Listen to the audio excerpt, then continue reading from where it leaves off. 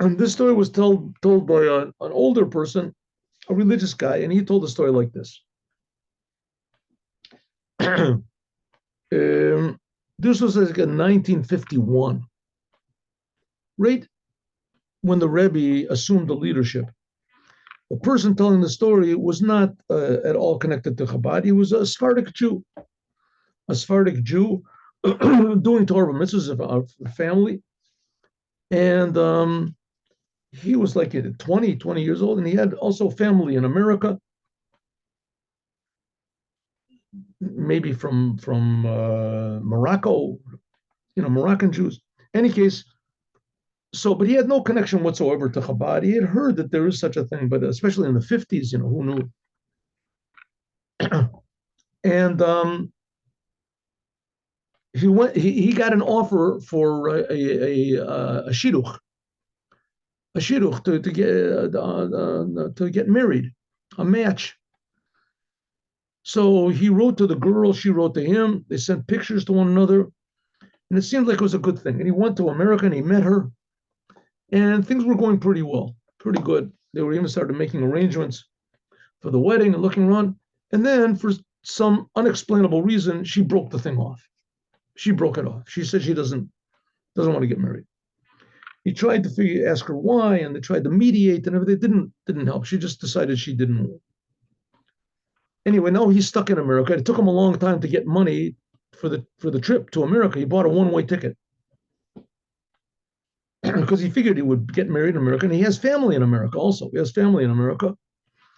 And he figured he'd stay by them. They would help him out. In any case, so the wedding is broken off.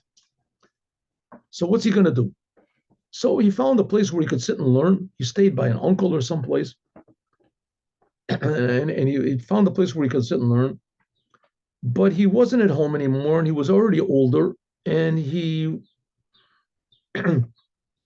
wasn't so interested in learning, especially because of the trauma. So he started sort of wandering around the streets, and he met up with some sort of unsavory sort of people. And little by little, he realized, what's this business of, I have to pray every day, and I have to learn the Torah, and I have to this. And he started enjoying the world and not enjoying Judaism. And he took off his beard and he took off his tzitzis, and he got a good job, started making money. And he dressed modern, started dressing really modern, really fancy. No kippah. Anyway, so he gets an invitation. He has relatives that live in Crown Heights. He has an uncle or somebody who lives in Crown Heights. And up to now, he's been living, I think, like in Baltimore or someplace like that. He's been, and the family where he was staying by in Baltimore, his change occurred so little, and also he's not their son, so they didn't know what to say to him, and they figured maybe he's going to come back to his senses. Anyway, so he goes for Purim. He goes to the Rebbe. Okay, so one little detail I left out of the story, it says that as he was leaving Judaism, so he brought all these justifications for what he was doing.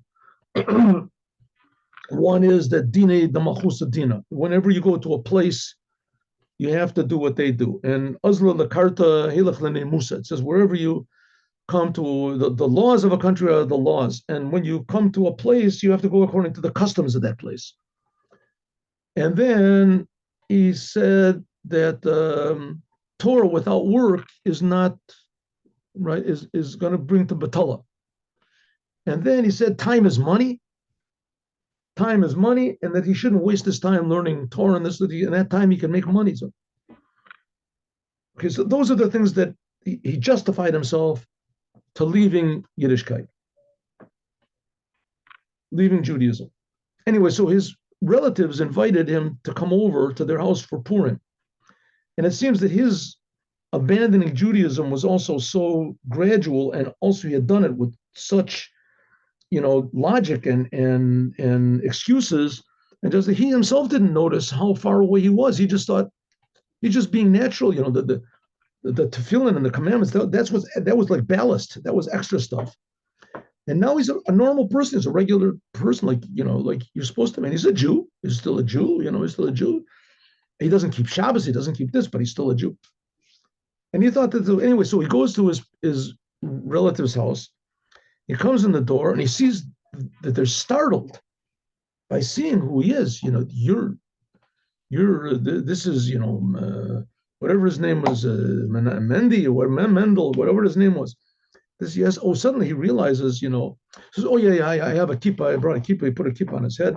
And so his relatives, they don't say anything about it. Anyway, so he's there for Purim and he hears the Megillah and he walks around the town a little bit. And, Chabad was very small in those days. It was very small. But there were other Chassidim and it was interesting, walking around. So he's walking around the streets. This is in the daytime. He's walking around the streets. I guess he already heard the Megillah read. And, with his family. And he sees people running in the streets. So he says, what are you running to? He says, Lubavitcher Rebbe is speaking. Come and hear him. So he said, why not? He's got nothing to do. So he went. And so the Rebbe gives a whole speech, and he's standing there. The room is packed. It's crowded. There was maybe, 100 people there, or 100, whatever. It was pretty crowded. And this is 1951. This is like the year just when the Rebbe began to be Rebbe. And so the Rebbe says, there's a known question in the Megillah that Haman wanted to kill all the Jews. And that, was that the question? Just let me think. I think so. Haman decided to kill all the Jews. And that if the Jews would have just said that they're not Jewish, and that he wouldn't have killed anyone. Was that the question? I think that would, give me 1 minute. There was a question.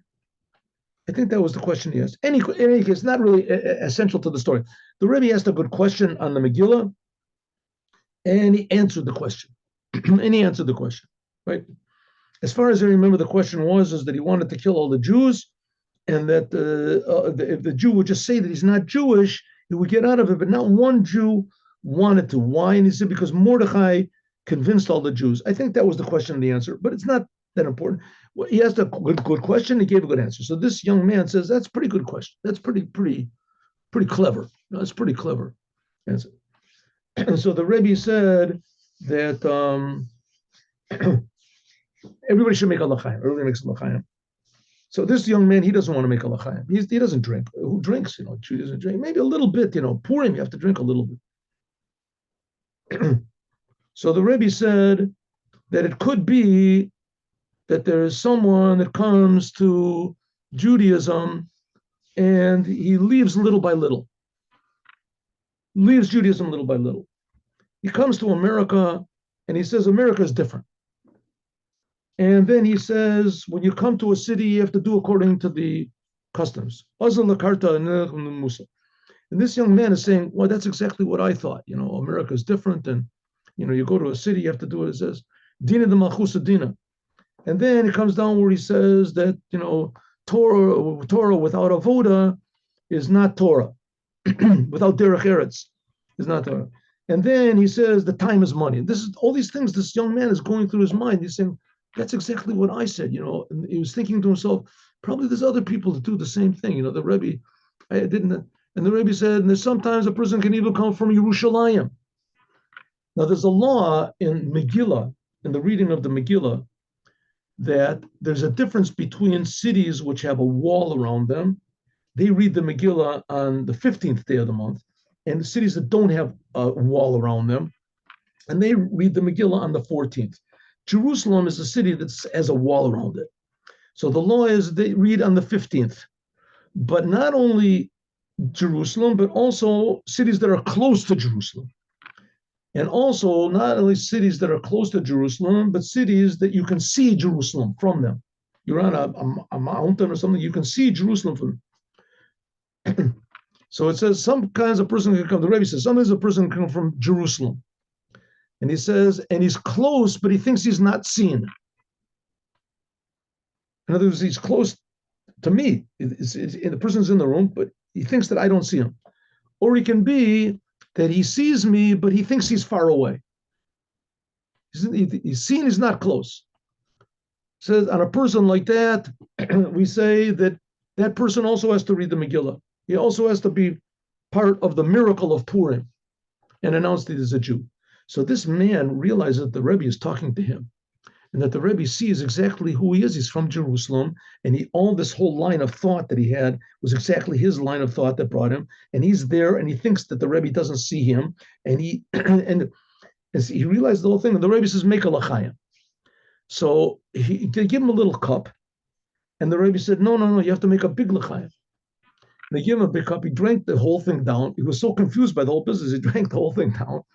The Rebbe told him to make another one, another l'chaim. The next morning, he woke up somewhere there in 770 in the building where the Rebbe was, and his whole beautiful, shirt and suit and whatever was all filled with vomit and everything like that.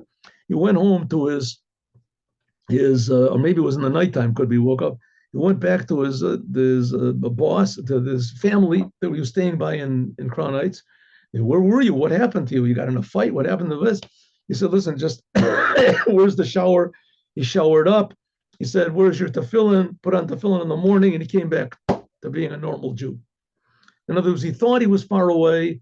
He thought that he wasn't seen. But the fact of the matter is that no Jew is far away. Every Jew is close, and every Jew is yes seen. And the whole line of logic that you used Jews to be far away from Judaism that's okay. It's a very logical way of thinking, but that's not a Jew. A Jew has to be willing to give his life not to leave Judaism. And yet that has to be lit up, that spark of craziness. And that's the job, like we just learned about Aaron, to light the candles, and the job of the Rebbe to light each one of us up. Have a good day with Mashiach. Now, see you all tomorrow at 8:15. Thank you. My pleasure. Have a good day. You too. Have a good day. See you tomorrow, I hope. Thank you.